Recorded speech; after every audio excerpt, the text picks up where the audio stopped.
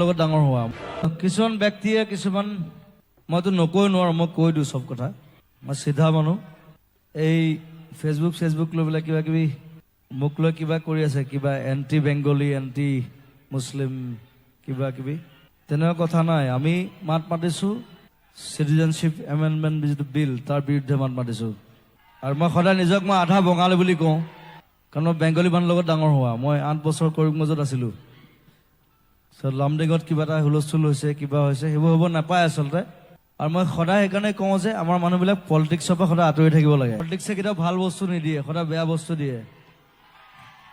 vote দিয়াটো আপোনাৰ কথা আপুনি কাক চিলেক্ট কৰিব আপুনি তাক ভোট দিব এইটো বেলেগ কথা পলিটিক্সে যাতে আপোনাৰ মূৰটো নাখায় মোক সেইটো লাগে 365